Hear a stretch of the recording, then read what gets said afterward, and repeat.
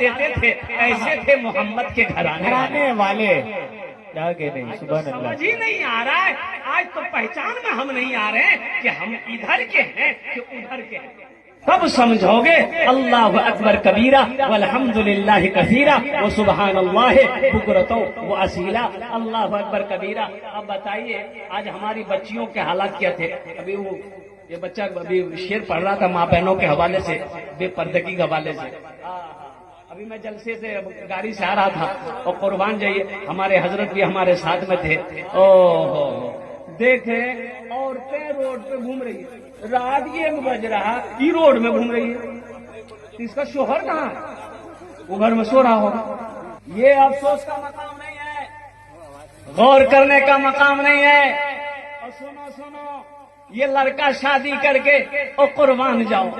ओहो दिल्ली से बीवी को फोन करे, सास उठा ले, फोन करे बीवी को, सास बात करे, बात करते करते करते बहुत प्यार हो गया, सासे से प्यार हो गया। लड़का आया, बीवी को लिया, ससुराल पहुंचाया, बीवी को छोड़ा, साली को छोड़ा, सास को लेकर दिल्ली चला गया। जाओ झमेला खत्म हो गया। अभी सच्चा वाकया 3 दिन पहले का वाकया अररिया जिला का, आप लोगों को मालूम होगा। और कुर्बान जाओ, एक सास, दामाद और सास ने मिलकर, अब बताइए कुर्बान जाइए, जहां बेपर्दगी आएगी वहां शैतान हावी हो जाएगा। एक बात याद रखना, अम्मा आयशा सिद्दीका रदी अल्लाह ताला ना, अम्मा उम्मे सलमा रदी अल्लाह ताला ना अल्लाह के रसूल सल्लल्लाहु अलैहि वसल्लम के पास में बैठी हुई थी। एक सहाबी आए, दोनों आंखों से नाबीना थे। और कुर्बान जाइए अब्दुल्ला इब्न मक्तूम रदी अल्लाह ताला ना दरबारे रिसालत में तशरीफ लाए, तो अल्लाह के रसूल सल्लल्लाहु अलैहि वसल्लम इरशाद फरमाते, अम्मा आयशा से, आयशा अंदर चली जा। अम्मा आयशा कहती हैं, या रसूल अल्लाह ये तो नाबीना है, ये नाबीना है, ये नाबीना है, ये मुझे, ये हम लोगों को कहां से देखेंगे? तो अल्लाह के हबीब सल्लल्लाहु अलैहि वसल्लम ने इरशाद फरमाया, कुर्बान जाओ आयशा वो नाबीना है, तुम तो नाबीना नहीं हो, तुम तो नाबीना नहीं हो, पर्दा करो, अंदर चली जाओ, कुर्बान जाओ। अल्लाह अकबर कबीरा वल्हम्दुलिल्लाह कसीरा व सुबहानल्लाहि बुकरतु वसीला। अभी अभी अभी ताजा घटना अररिया जिला का है।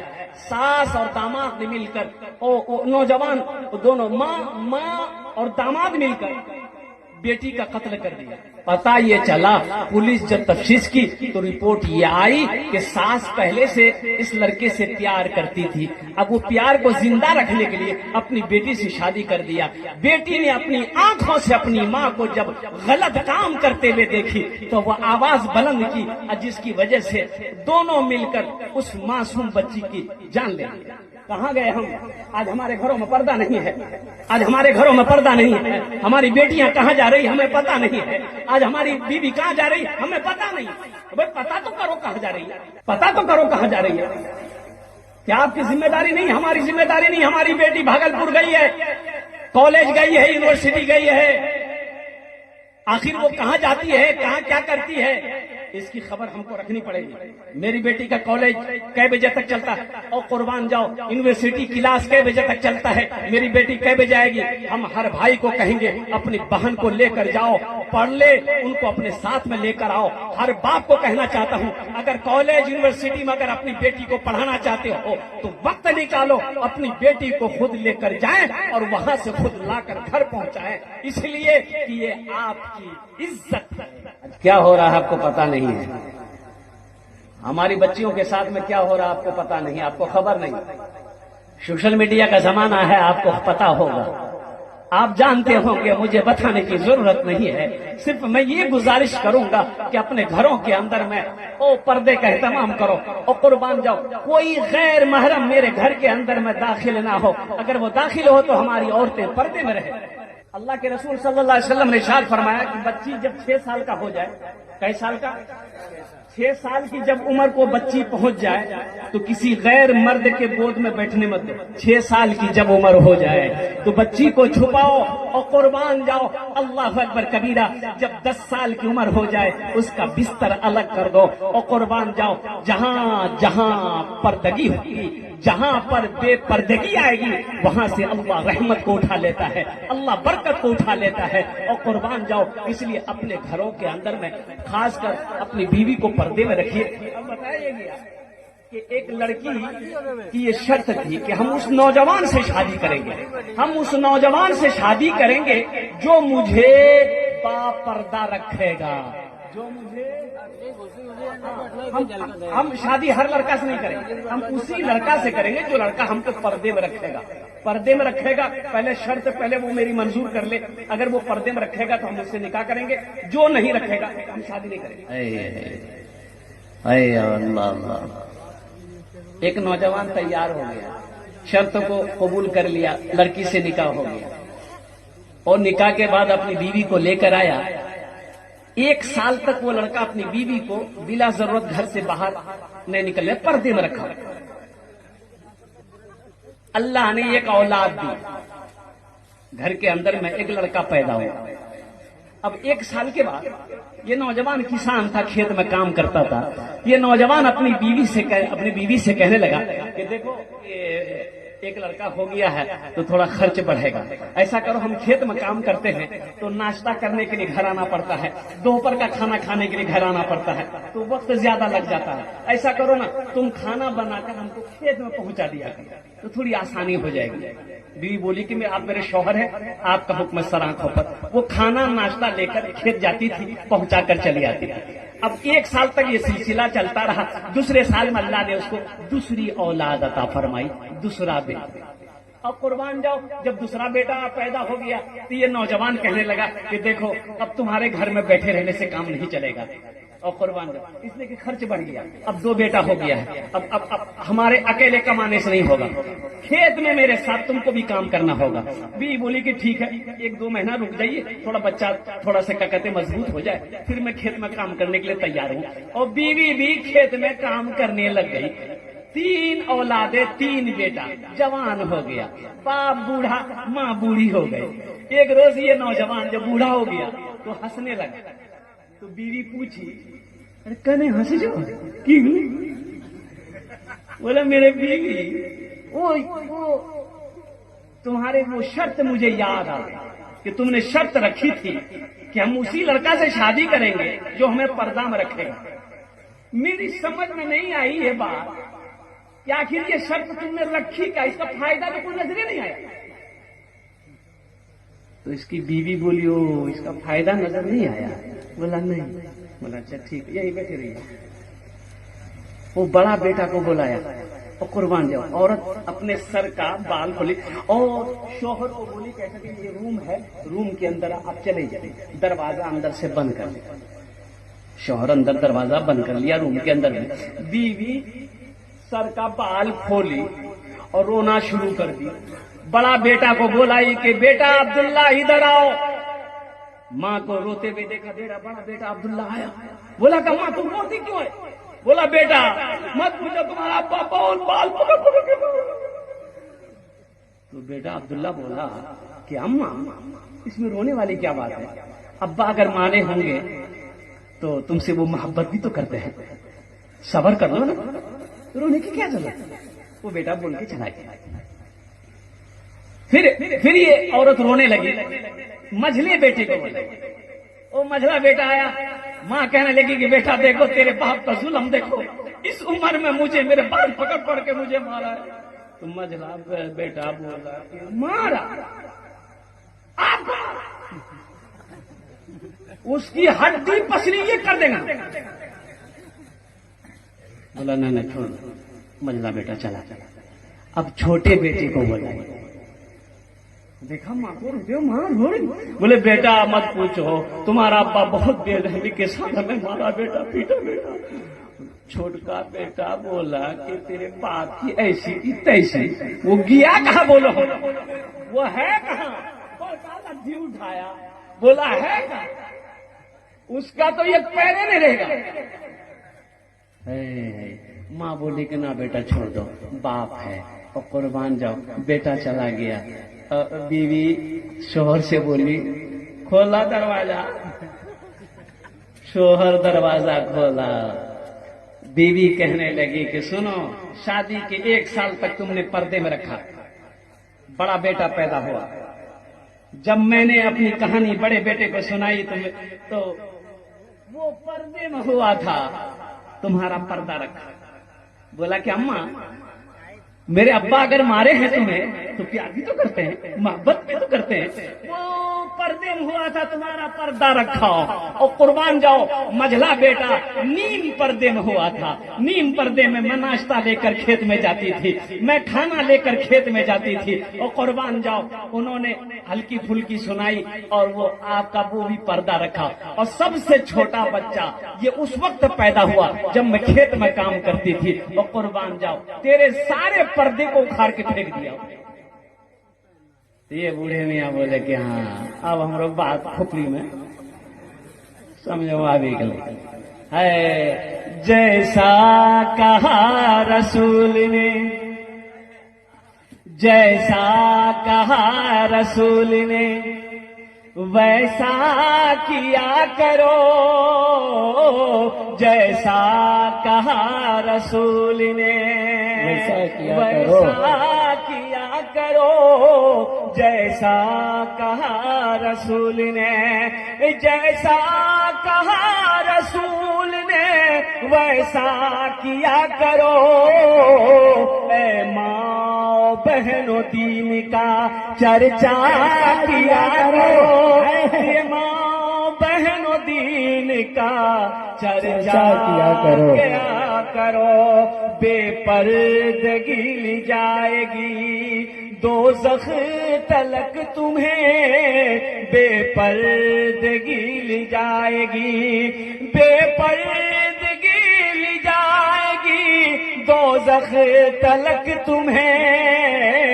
जन्नत जो चाहती हो तो पर्दा किया करो।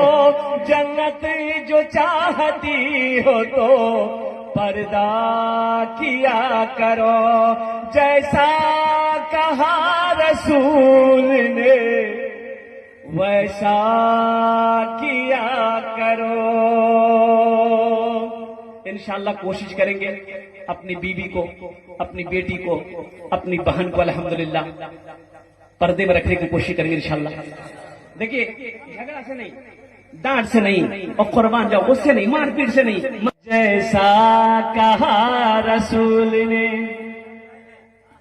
जैसा कहा रसूल ने वैसा किया करो।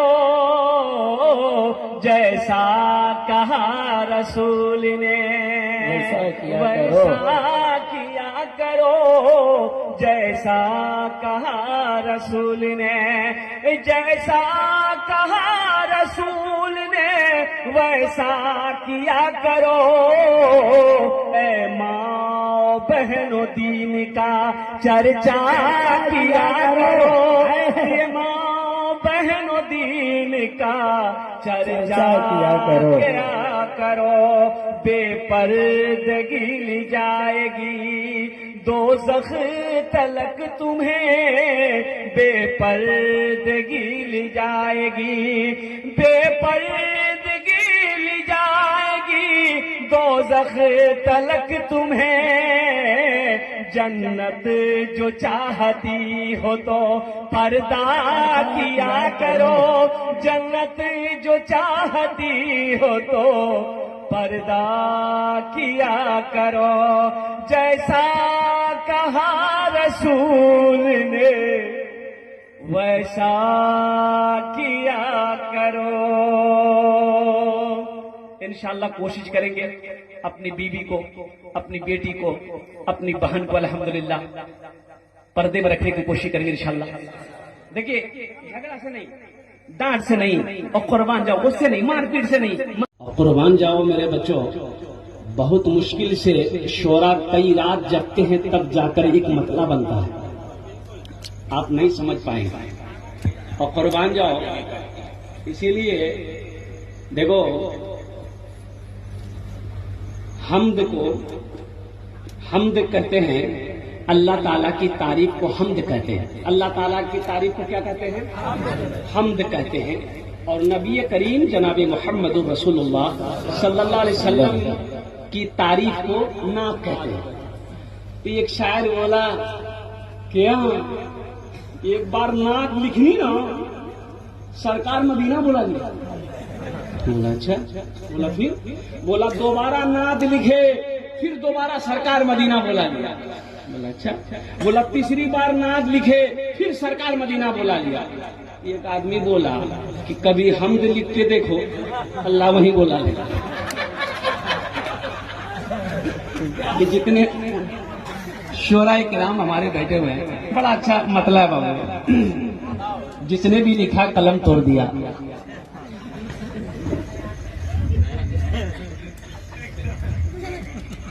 बिलाल तुझ पर, क्या कहने हैं, बिलाल तुझ पर निसार जाऊं, अल्लाह, बिलाल तुझ पर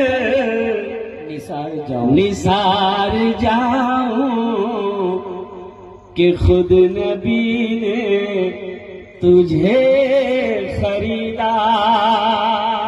क्या कहने, बिलाल तुझ पर निसार जाऊं कि खुद नबी ने तुझे खरीदा। बिलाल तुझ पर निसार जाऊं कि खुद नबी ने तुझे खरीदा। नसीब हो तो नसीब ऐसा, गुलाम हो तो बिलाल जैसा। नसीब हो तो अल्लाह करम है। बड़का गांधी जी, ये भी अल्लाह का करम है कि ये कितना है? हाँ, अल्लाह इस बच्चे को हाफिज कुरान, बड़ा बच्चा, ये बड़ा सखी नाम है और होना भी चाहिए। देखो अभी के जमाने में इसकी इज्जत करो, ये बहुत काम वाली चीज है, इसके बगैर कोई काम ही नहीं होगा। इसलिए रांची का जलसा करके वो तो ये करना था, तो एक आदमी से पूछा, भाई शौचालय इधर है? बोला कि हाँ, ये बस स्टैंड में शौचालय है, जाइए। तो गाड़ी वहां लगाए, देखे कि शौचालय है, एक आदमी कुर्सी लगा के बैठा रहता है, पैसा लेता है ना। तो होंगे बोला कि क्या मोली साहब, क्या कीजिएगा, कि डबल की सिंगल? हम बोले कि नहीं सिंगल। बोला 5 टकिया लगेगा। तो 10 का नोट था, हम उसको देकर चले गए। इस्तेंजा करते उधर से निकले तो उसके पास आया, बोले कि 5 टका दिए। तो वो बक्सा खोला, देखा, बोला कि मोली साहब 5 टका तो नहीं है। हम बोले कि नहीं है तो कहीं से लेके दीजिए। बोला ऐसा कीजिए ना, एक बार और कर लीजिए। अल्हम्दुलिल्लाह, अल्लाह इस बच्चे को हाफिज कुरान आलिम दीन बनाए, आमीन। मौलाना अब्दुल रशीद गंगवी रहमतुल्लाह अलैह पैसे को बायां हाथ नहीं लगाते थे। आपसे पूछा गया कि हजरत आप बायां हाथ पैसे में, रुपए में नहीं लगाते हैं? आपने फरमाया ये अल्लाह का रिज्क है, ये अल्लाह का रिज्क है, इसलिए मैं बायां हाथ नहीं लगाता हूं। इसलिए इसकी इज्जत करो मेरे बच्चों। लेकिन इज्जत कैसे? पहले कमाओ, इससे कमाओ, हलाल रोजी कमाओ, हलाल रोजी कमाओ। एक आदमी छप्पर ठीक कर रहा था घास का, तो एक सखी आदमी का गुजर हुआ, तो देखा कि गरीब आदमी है, छप्पर में घास वो ठीक कर रहा है। तो उसको बोला, वो इधर, अरे काम करना है मकान का। बोले बहुत चूता है। बोला चूता है, कितना खर्चा आएगा? बोला ये 1000 रुपया खर्चा आएगा। तो वो सखी जो था पैसा वाला, वो 1000 रुपये निकाला। बोला लो अच्छे से काम करो, फिर ना चुए। ये आदमी सोचा करे तो बहुत घाटे का सौदा कर लिया है। ये तो सखी आदमी था, इससे हमको 5,000 मांगना चाहिए था, ये क्या 1000 मांग लिया, ये गलती कर ली। वो सखी आदमी घर गया, ये सोचते सोचते बोला कि नहीं, उससे हम 5,000 लेके ही छोड़ेंगे। दौड़ा दौड़ा उसके घर पे चला गया, दरवाजा खटखटाया, वो दरवाजा खोला, क्या हुआ? बोला कि देखिए ना, बताने में हमसे गलती हो गई, दरअसल उसमें खर्चा जो है ना 5,000 हो। बोला कि 5,000 हो? हाँ 5,000। बोला अच्छा ठीक है, तुमको हम कितना दिए? बोला 1,000। बोला ये है पैसा कहाँ है? बोला कि 1,000 निकाल के दिया, वो आदमी रख लिया अपने पॉकेट में। बोला कि बाबू देखो, हमारे पास 21,000 था, तुमको दे दिए थे, अब जो अल्लाह का बंदा 5,000 देगा उसके दरवाजे पे चले जाओ, हम और नहीं दे पाएंगे, दरवाजा बंद कर। नसीब हो तो नसीब ऐसा, गुलाम हो तो बिलाल जैसा, बिलाल जैसा। नमाज अक़सा में जब पढ़ाई तो अंबिया वो रसूल बोले। नमाज अक़सा में जब पढ़ाई तो अंबिया वो रसूल बोले। नमाज अक़सा में जब पढ़ाई तो अंबिया वो रसूल बोले। क्या क्या? नमाज हो तो नमाज ऐसी, इमाम हो तो इमाम ऐसा। नमाज हो तो नमाज ऐसी, इमाम हो तो इमाम ऐसा। नसीब हो तो नसीब ऐसा, गुलाम हो तो बिलाल जैसा। मेरे बच्चों, दिन से जुड़ जाओ। अभी क्या क्या हो रहे हैं आपको पता है, हमें बताने की जरूरत नहीं है। अभी पूरे हिंदुस्तान के अंदर में क्या चल रहा है, माशाअल्लाह, अल्लाह अल्लाह। ये देखिए, एक हाथ नहीं है, अल्लाह अल्लाह, लेकिन जज्बा देखो, मोहब्बत देखो, कुर्बान जाओ। अल्लाह इनको सलामत रखे, लंबी उम्र अता फरमाए, आमीन बोला अल्हम्दुलिल्लाह। दीन से जुड़ो, दीन सीखो, मस्जिदों को आबाद करो। मेरे बच्चों, नौजवानों, ये फितने का दौर है, एक बात जहन में बैठा लो, फितने का दौर है ये चारों तरफ से फितने निकल चुके है।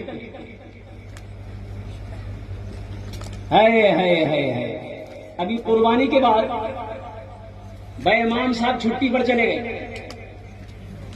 तो इमाम साहब मस्जिद से चले गए, तो मस्जिद में नमाज होगी कि नहीं होगी? होगी।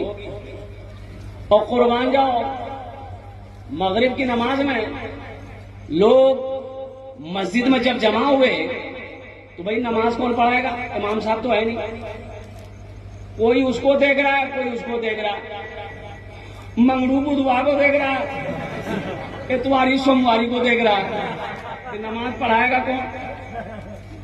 भाई नमाज तो आखिर किसी को पढ़ानी नहीं पड़ेगी, जमात करानी है। एक बूढ़े मियाँ को लोगों ने कहा कि चाचा आप ही पढ़ा दिए, बोला पढ़ा देंगे, नमाज नहीं पढ़ाना। आगे बढ़ गया बेचारा, बहुत मुश्किल से।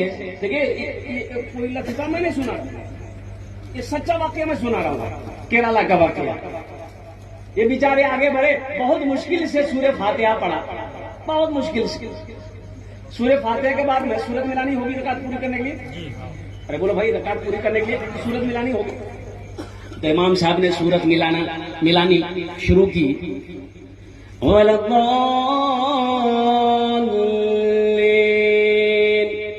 सूरत मिलाई, इन्ना,